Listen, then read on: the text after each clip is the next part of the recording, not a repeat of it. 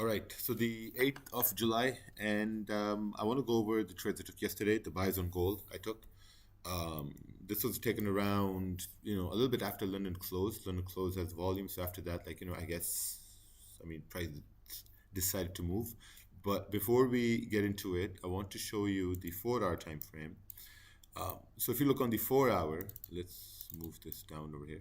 If you look on the 4 hour time frame, you can see how we had this clean range all the way till 33.42, and this is almost like in this 350 pip range. Looking at the 1 hour time frame, let's go over here. Yeah, so looking at the 1 hour time frame, so I'm going to move this up based on the 30-minute. So even if you're looking at the 1 hour time frame, once we do break above, let's say 33.15, looking to the left hand side, you have like a 200 pip range where price can move into. Now looking at the 30-minute time frame, this is where the initial executions were done. So if you look at this area at 33.17, you can see before it was, rejected by price action on 30-minute time frame, which was a 1 hour wick up to move down, right? Because look, this was where the 30-minute candle ended, 1 hour candle making a rejection, next 1 hour candle wicked up, and then we continue to push down with the time. But anyway, this 30-minute candle closed above 33.17, and you can see this is a very solid candle closing above this area.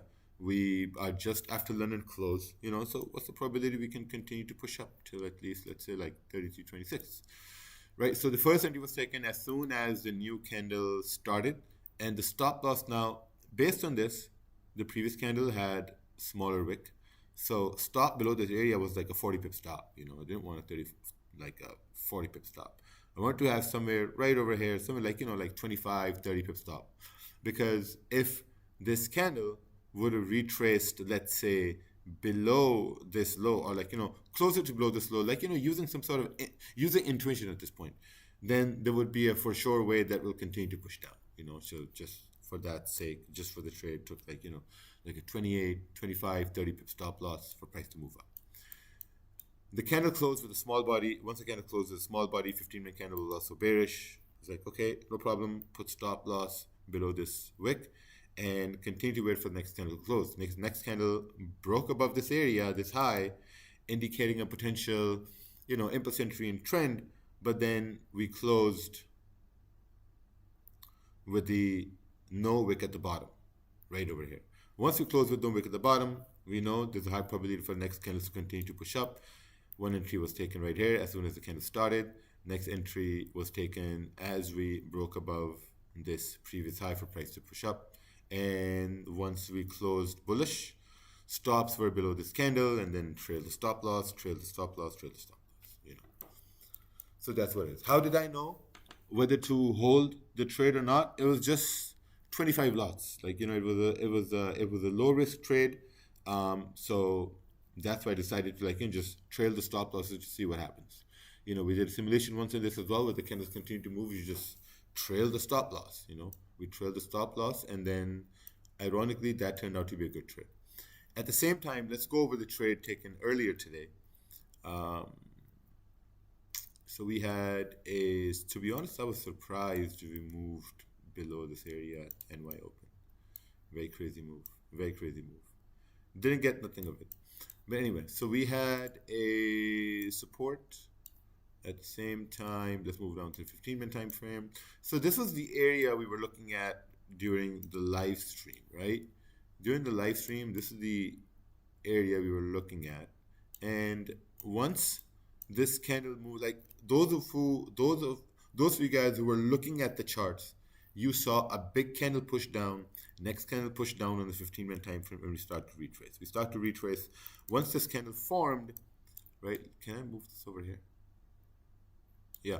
Once this candle formed, we can't take a buy unless the next candle closes above the support. Then we know this move down is a fake out, right? But the next candle closes like this, like a retest on the 15-minute time frame. You have all this range here to the left hand side. Look, you got almost like a 63, 70 pip range. You have to think, okay, maybe the next candle can continue to push down in the 15-minute, and that would be a pretty good idea to take a sell and just take it. So took the sell, stop loss was above this candle. So in this case, I had the same idea of trailing the stops if we continue to push down, because I wanted the same move happen right over here. Put my stop loss above this candle. This candle closed bullish. Can't trail my stop. This candle closed bullish. Can't do that either. And then I guess I forgot about the trade after that, right? But when I came down, we saw this candle retracing, and that's when decided to close the trade, and this was the outcome. But I think the one thing right over here was that I'm continuously trying to trail my stop. Yeah, so this is where you can see the entries on the 15-minute time frame. This is where we close bearish for retracement, right? So if you look on 30-minute time frame, this is what it looks like, following candle patterns. Small wick at the bottom, solid body candle, move up. This candle gave a confirmation, continuation, took a trade, impulse entry, and we continue to push up. So that was it. Hopefully this was helpful. I'm going to continue to trail my stops on my future trades, and then we'll see if the return is getting bigger. Wow, this looks pretty interesting. For price to break above 33.08, continue pushing up. Anyway, we'll see. Take care.